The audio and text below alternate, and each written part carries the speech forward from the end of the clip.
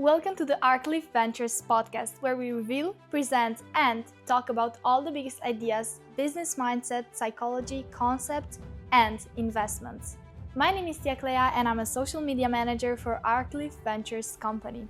I'm happy to announce that we are starting this podcast with an outstanding individual who has a really long portfolio in economics business model. Mr. Matija Kontrec works as a vice president at Arclif Group company, holds a master's degree in economics and has been working many years in institutional asset management. He's proficient in investments, corporate valuation, asset management, derivatives, real estate consultant, residential properties, luxury properties, and villas. His successful and wide portfolio consists many experiences in financial business model. He has also written his own book. Mr. Matija Kontrec, it's a big pleasure to have you on today's podcast. Tell me, how are you feeling today? Well, the pleasure is all mine. I was really pleasantly surprised when Mr. Lazanas told me I'm be part of a podcast today and I will be interviewed about my life and my business experience. And I thought, wow, what a great thing to do. Let's do it. I was thinking a bit about business path, like how people start, where do they get their capital? So many people already start with some pre-existing capital gifted by their parents or grandparents, but what is your journey? How did you start? My start was 30 Deutschmarks. This is the money my mother and I came to Cologne with when we moved from Croatia to Germany. How much is this? Today's money, it's about 15 euro or 12 Swiss francs. Oh my God. Yeah, this is the money we came with. This is where we started. I mean, during all of my childhood, I was told that I come from a very old family, with a family tree dating back as far as the 15th century. And we were quite well off when we were living in Zagreb, because my grandfather, at the peak of his career, he was the CTO in a Naftaplit, the national oil company. Da, znam šta je to. Yes.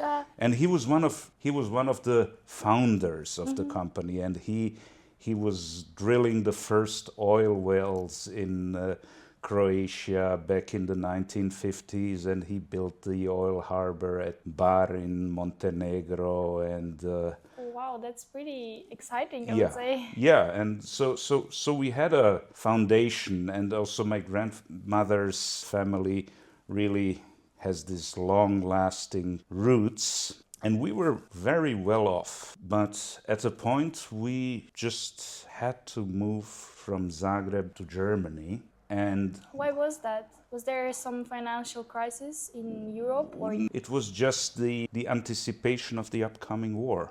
It was 1989. Right. So everyone knew what was coming. And we said, okay, this is not the place where we want to be. So we packed our things and left. And my grandparents and my mother, they gathered some funds so we could make it through the, let's say, first 6 months. But that money was taken from us. When we arrived in Cologne, we had 30 marks in our pocket. And my mom said to me, don't worry. They can't take as much from us as we can earn. And that's where it started. That was the start of my journey. I started making my own money before I turned 9 years old.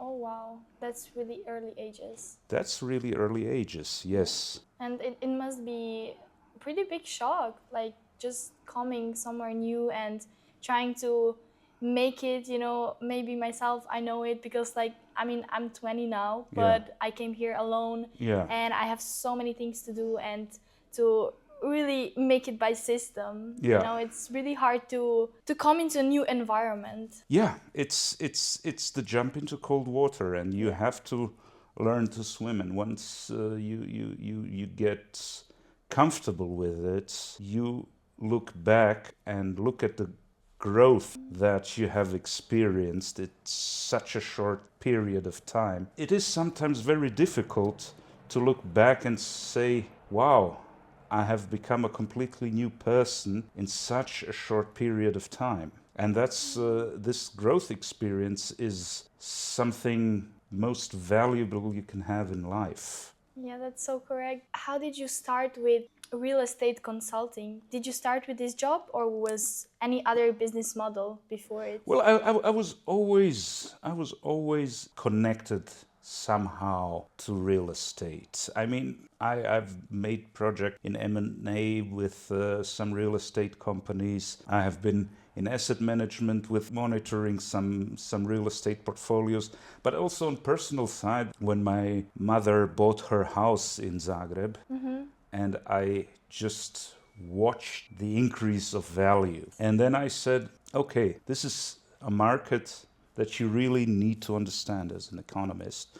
And the other thing is, last summer, I was just thinking, okay, well, what skill will have the biggest positive impact on my career if I master it? The skill that I identified was sales, and I understood, okay, if I can master sales, this will be another multiplier in my career. And Yeah, what else do you need, right?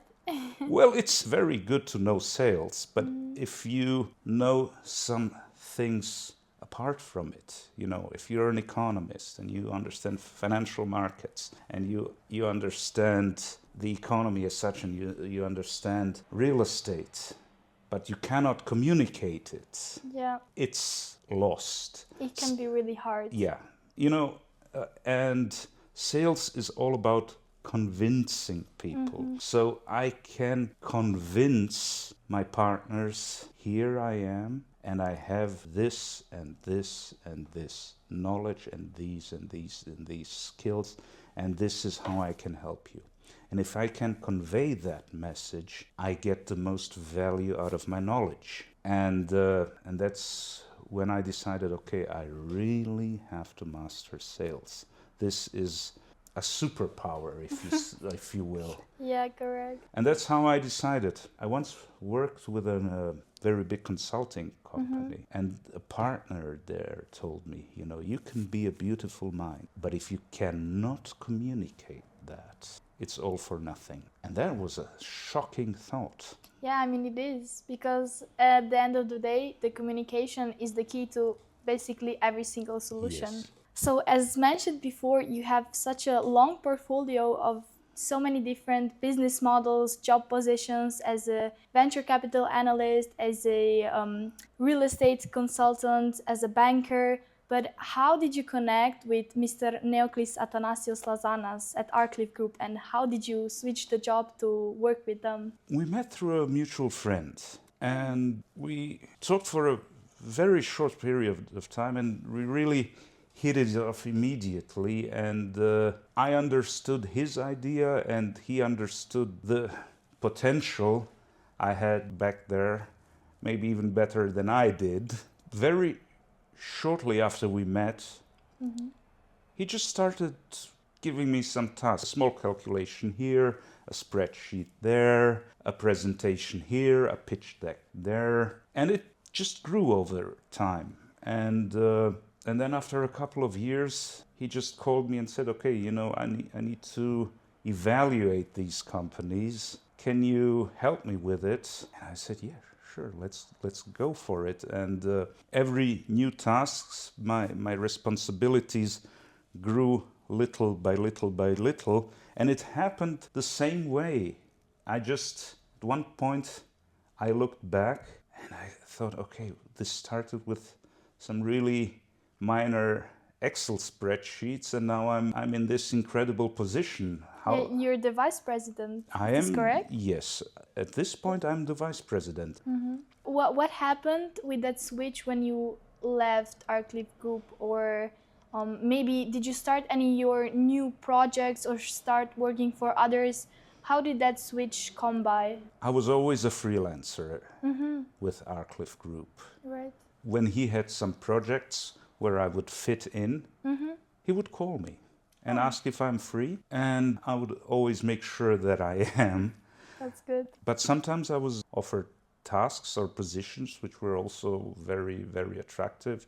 At one point, I was in charge of the pension fund of German Postal Authority, and I was given the task to restructure their pension fund. which was quite an exciting position.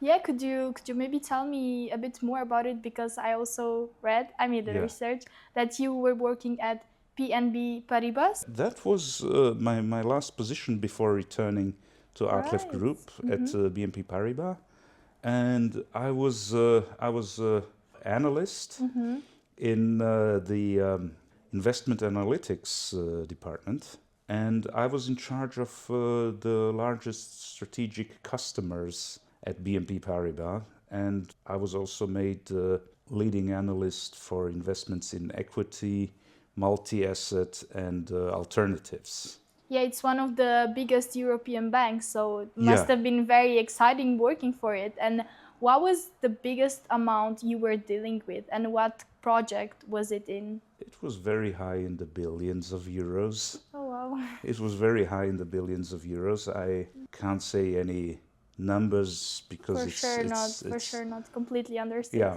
but those were huge pension savings, and tens of thousands of people were dependent on these pensions, and it made me very proud, you know, to be a part of a system that ensures that so many people have their livelihood secured in such a vulnerable phase of their life. And it filled me with great pride to be confided with such a responsibility, and for many years that really kept me going. And it was a very, very supporting environment because we were always working against deadlines. Yeah. So you meet one, in 2 days you have the next, and it's just a mountain of numbers you have to crunch, and at the end you also have to really convey a story, what is going on, and you have so many numbers that you really have to calculate and understand and put into context and then make a story out of it. Our central job was to know what is going on in any of the portfolios of all of our customers, so that when they call us, we can, in best case, already on the phone give them an indication. At one point I just felt, okay, this is it. Yeah. I cannot grow any further from the position that I'm in. Yeah. And I can either do this until I'm retired, or I look for new challenges. And I said, okay, I'm too young to think about retirement. I'm still young enough to think about growth. As long as you think in terms of growth, you are young. Yes, correct. You know, my grandmother Yeah. died very young, at the age of 85. And she died very young because every day she was learning something new until the very end. It's really inspiring to see a person that grows constantly, because I know it takes a lot of courage and inspiration, motivation, discipline, everything. In nature and also in economy, you either grow or you die. Yeah. That's a very, very fundamental information you have to process. So I decided, I was always thinking in terms of growth. Let's start something new. Let's grow somewhere else. And before I could even have a laid out plan what my next step is, Mr. Lazana stepped in and said, you're coming back to us. And I said, That's a great opportunity. yeah. But as we are talking about the funds and saving, putting our money on the bank, would you say as an ex-banker that it's good to put your money on a bank, or rather invest it somewhere else to grow exponentially over time, or just let it sit at the bank? Well, it depends. You know, I would always say, go and invest. Let your money work for you. But you really must understand what you are investing in. If you don't understand it, better put your money in the bank and let it there. Because at the end of the day, you might win, you might lose. But it's like throwing a dice. Yeah. If you are comfortable with throwing a dice at a couple of thousands euros or francs or dollars or whatever, go ahead. It's nothing wrong with it. But if you want to keep it over time, maybe not throw a dice, Yeah. or or learn to throw the dice really well. Would you say that banks are capable of making your money grow, let's say? Because nowadays I see so many investing apps and so many people that are telling me, oh, invest in crypto, invest it in knowledge. So Yeah. of course in some courses, and invest it on e-bank, or like put your money somewhere digital. Would you say that this is sicher? It's like 100%. Would you think that banks are dying over time because of such digitalization and such technology? I don't think that digitalization is the end of banks. Not at all. The banking environment that we are seeing right now, all the big players, they started working, let's say, about 200 years ago, when the railroads were built across Europe and the United States. And as the economy developed, so did banks. And if banks today, in today's world, are still thinking in their railroad mentality, they will perish. But those who embrace digitalization and those who understand what the drivers are and how to adapt to it, they will be successful. So I don't think digitalization will be the end of banking. It will just transform it. Where would you advise an individual to invest his money? Nowadays we see so many commercials, so many ads. Even Donald Trump, the president of USA, is promoting crypto so well. Would you advise people to go with it and to really trust, let's say, the promoters, or would you advise them to invest somewhere else? First of all, I would advise people to invest only in what they understand. Warren Buffett said it, invest in what you understand. The second thing is that you really have to know is how much risk can you tolerate? What is your time frame and where are you on your life journey? If you are young, you can tolerate more risk. If you lose 10 or 20,000, you are able to recuperate. If you're 80 and lose that kind of money, it's gone. You will probably never see it again. If you are young, you have less money at your hand, so you need to take risks and make it grow. If you are old, you already have some savings and you have to make them last. With different ages, different perspectives come and different tasks come around you. Correct. You know, at the age of 30, 40, or 40 at latest, you should think about purchasing your own piece of real estate. So it's good to have a down payment and some equity for the house, because it will make the loan very much cheaper. As a previous real estate consultant, would you say that pay off a house immediately, the whole amount, or pay it in, let's say, every month by amount, and invest the rest in something that's gonna grow?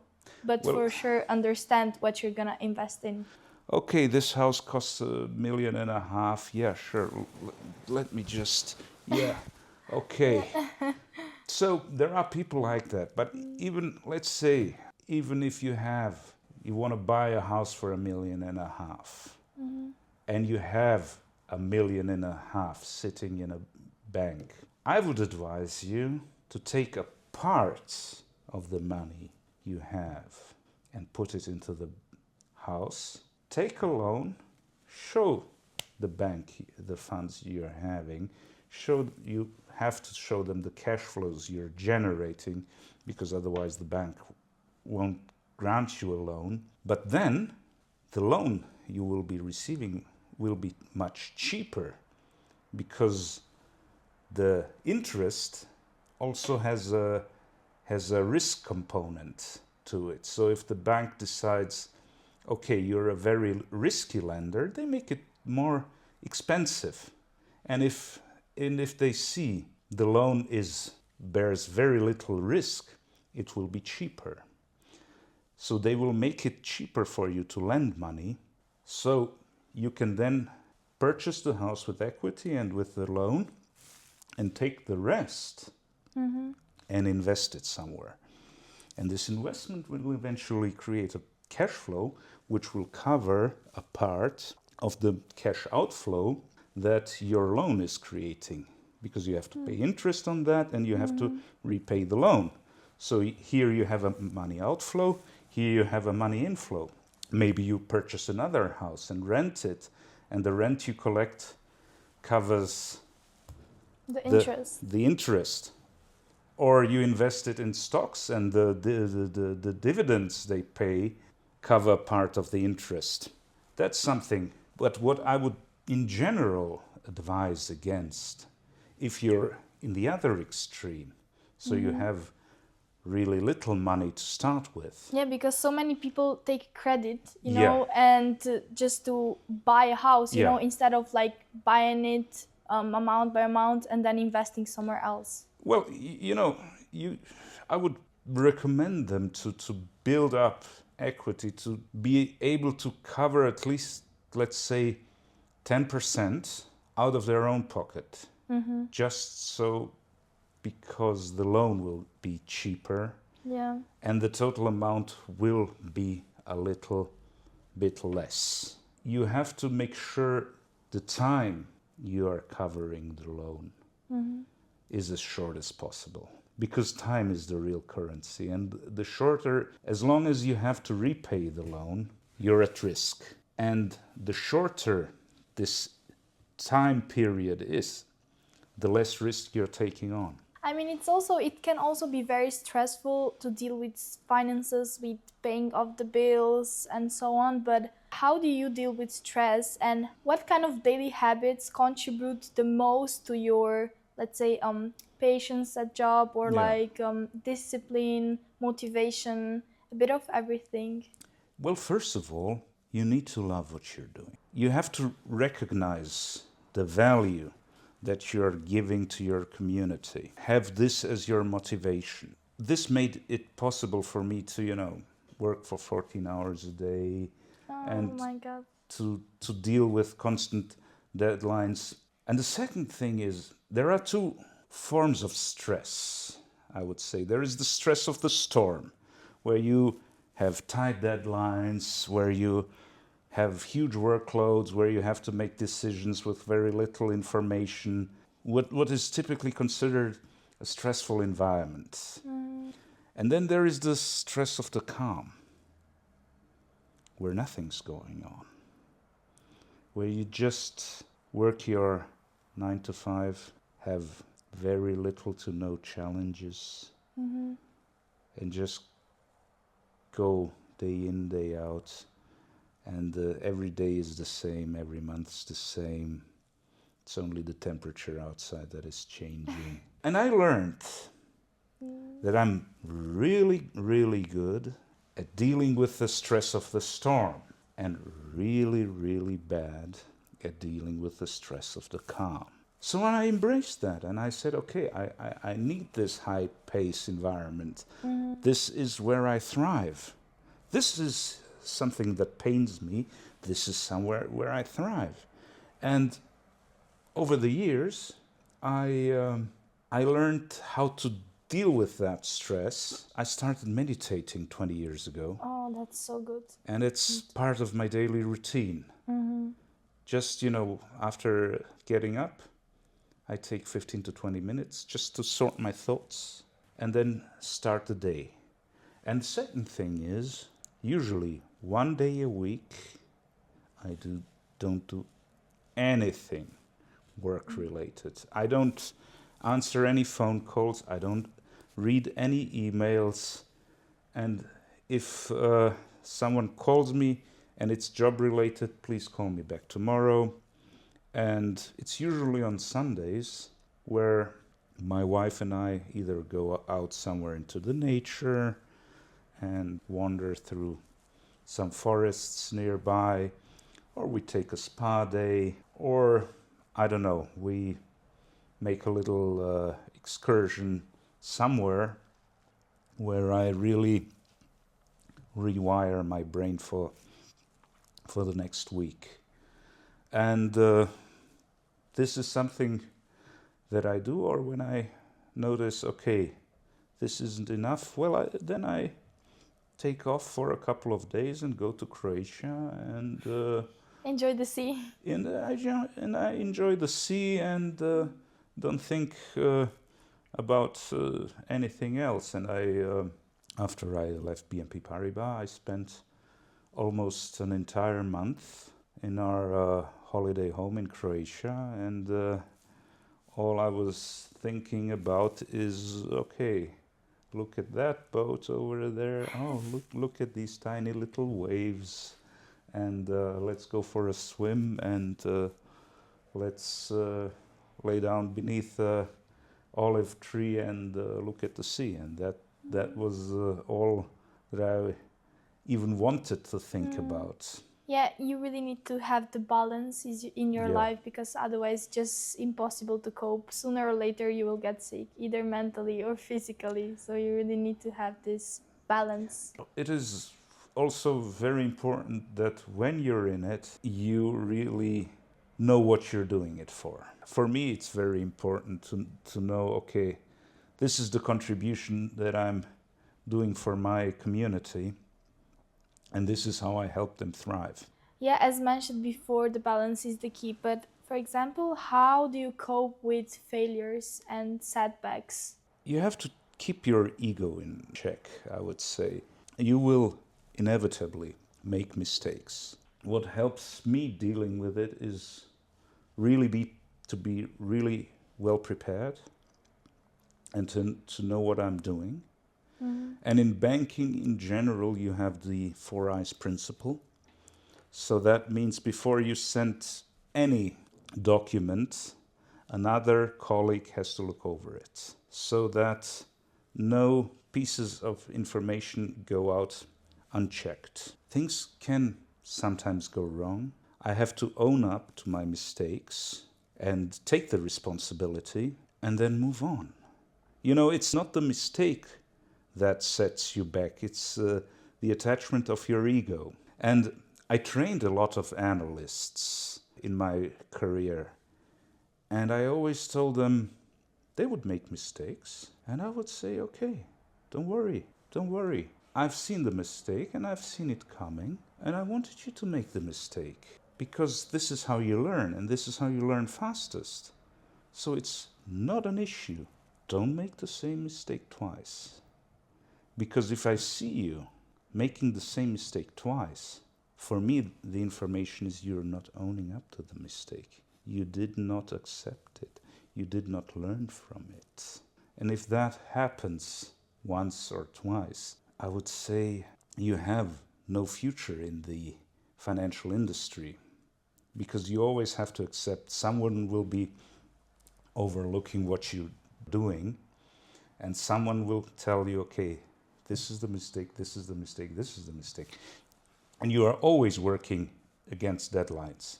And if you keep repeating these mistakes, the deadlines will be crushing on you. And at one point, you won't be able to cope with stress. What's also inspiring to me is that you wrote your own book. Writing a book takes a lot of effort, time, energy, dedication, and a lot of resources. So could you tell me how did you make it? How did you write the whole book, and what is the story behind it? What does it talk about? It was my master thesis that I published.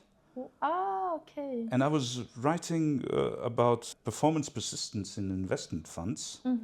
I had a few friends from university who were proofreading it for me, and they said that was really good. And I said, well, thank you, this is what I'm writing. And then I handed it in, and the professor also said, this is really good. And I got quite a good grade on it. And then I said, okay, why not reach out to a publisher? You know, next thing that happened is the publisher said, okay, if you make these 3 or 4 little tweaks to your text, we can publish it as is. The real effort was writing the master thesis. And how much time did you need to write the whole article? Less than half a year.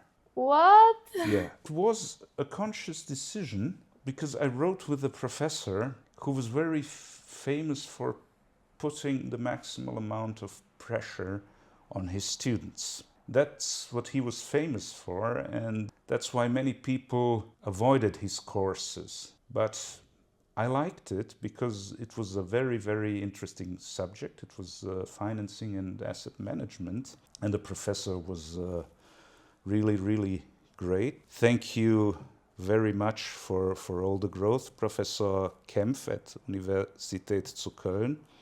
It was a great experience to learn from you.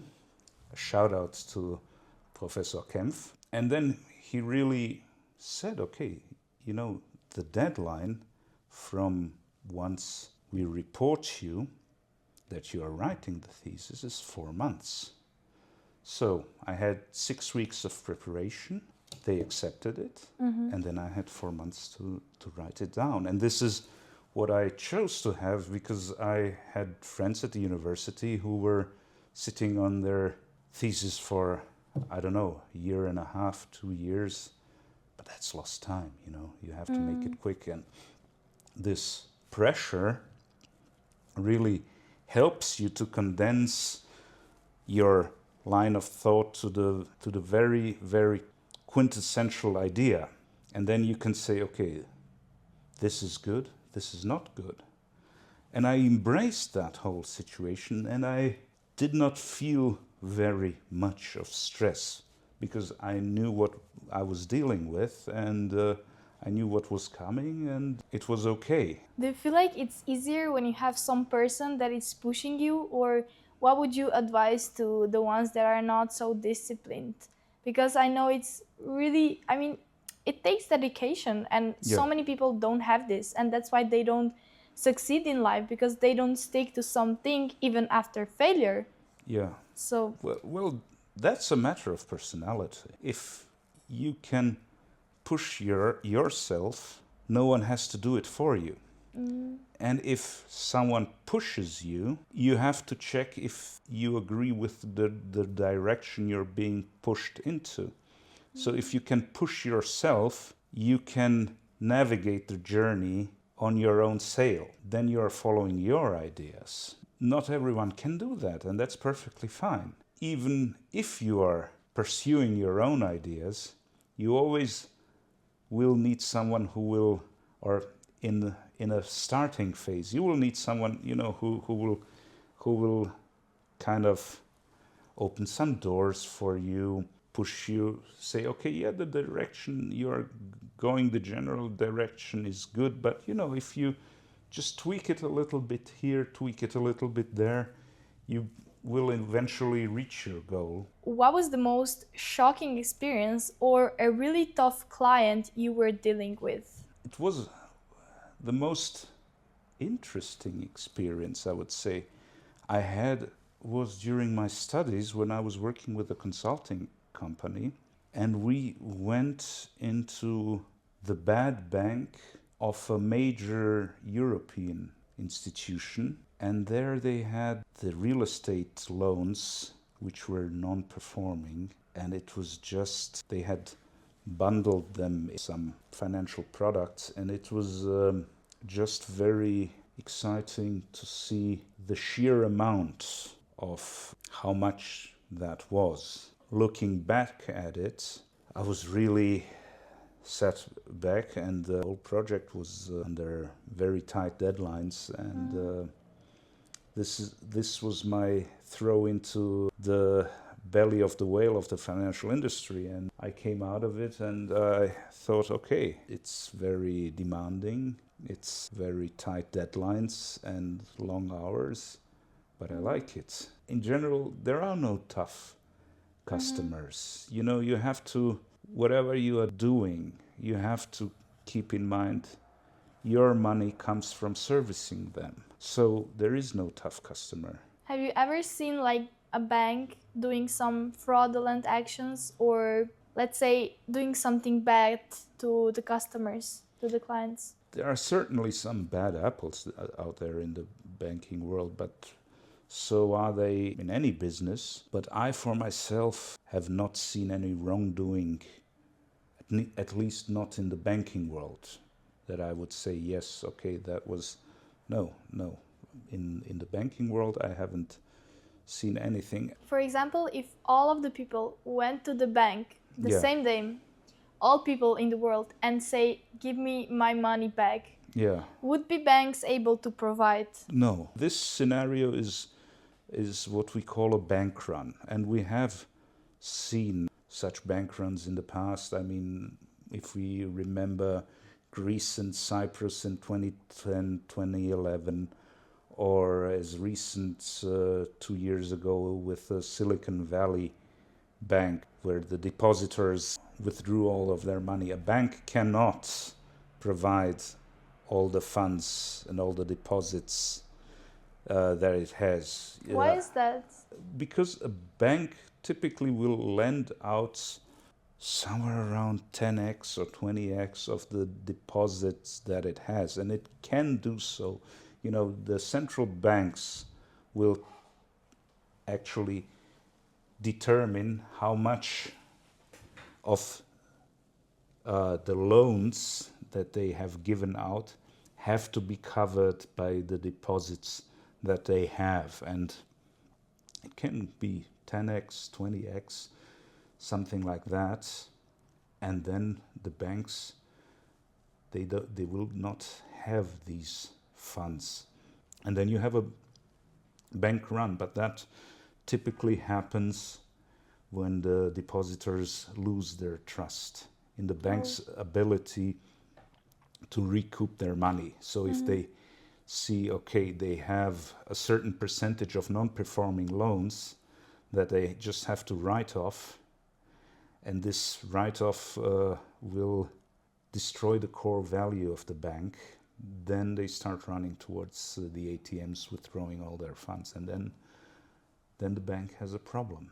Banks have perished because of this in the past. And if they don't do their job properly, they will also, there will be scenarios like this again. But what is the number one mistake that people do while investing or dealing with their money? Well, the number one would be not understanding what they are dealing with. And I think number two is, let's say you have a fund that's made, or have an investment that made 30% last year, and say, wow, you know, anytime you can have that. You know, now you see an arms race, you purchase stocks of weapon manufacturers, not a problem. Anyone with a couple of €1,000 at hand can do that. But the real value lies in consistency. You know, you find someone who manages your money in a way that you will consistently make your returns over years. What people, I think, underestimate the value of consistency, you know, because if you earn 10% and the next year you have 10% and then that year 10%, it really adds up. And this is something people underestimate the value of consistency, I'd say. What is the number one advice you would give to people outside?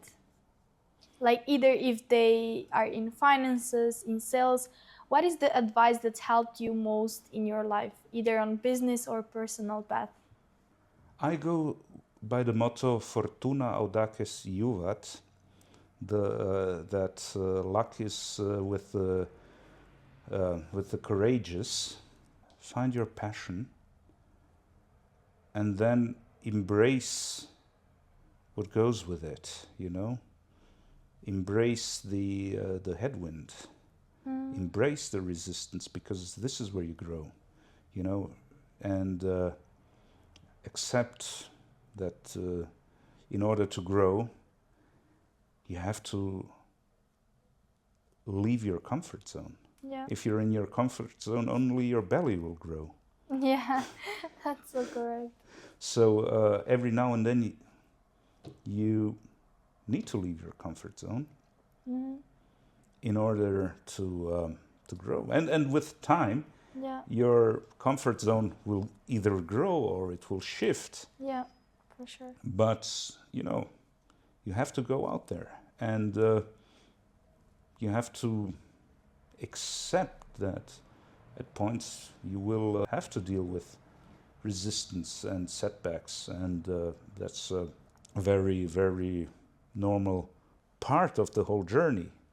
But the rewards and the successes will be rewarding. Will reflect the risks you have taken and the effort you have put in. And as my grandfather used to tell me, if you are willing to put in the work, you will be successful. And I think he knew that, because he grew from being an orphan to being director at Ina Naftaplin. Oh wow! That's a big switch. That's a big journey, and the takeaway he gave me was, if you are willing to put in the effort, success will come inevitably. And he kept telling me that from a very, very young age, because I was the lazy kid in our family. Oh. And I come from a family of a little bit of workaholics. Okay. And you have to have a bit of workaholic habits if you really want to succeed in financial industry, in venture capital. You have to accept that you have to work a lot, you have to put in a lot of effort. The rewards will come accordingly. So far, I'm very happy with the journey. Well, thank you so much for such a great advice. I believe with this conversation we help so many people out there who don't really know how to start, how to deal with stress, how to cope with something new, to gain new knowledge, and to maybe talk to people when they're facing to some problems or stuff like this. And yeah, I believe this conversation was really, really fulfilling and with a lot of knowledge, with a lot of experiences or like thoughts from your side, and I really appreciate it. I'm really grateful for it, and thank you so much for this conversation. Thank you.